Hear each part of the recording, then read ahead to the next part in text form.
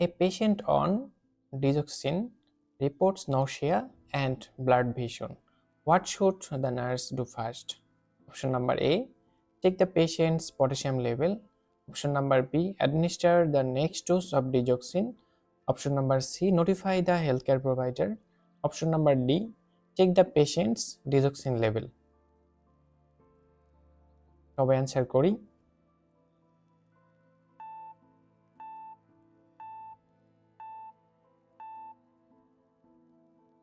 ওকে, option number D যারা answer করেছেন তাদের সকলের অ্যান্সার রাইট। বিকজ অফ আমাদের প্রশ্নে বলেছে কি পেশেন্ট কি নিচ্ছে ডিজক্সিন।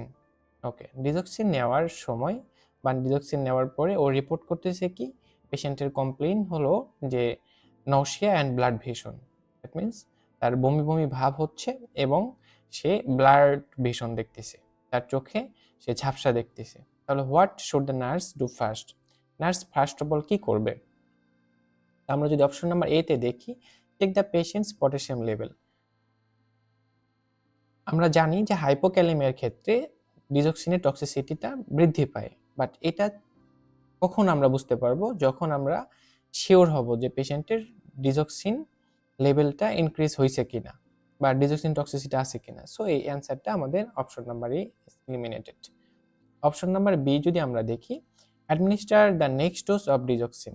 এখন আমরা যেহেতু বুঝতেই পারতেছি যে আই থিঙ্ক ডিজক্সিন টক্সিসিটি হয়েছে, কারণ nausea and blood vision digoxin টক্সিসিটির একটা সিমটমস। সো দ্যাটস ওয়াই আমরা আর অ্যানাদার ডোজ দিব না। Option number C, notify the health care provider.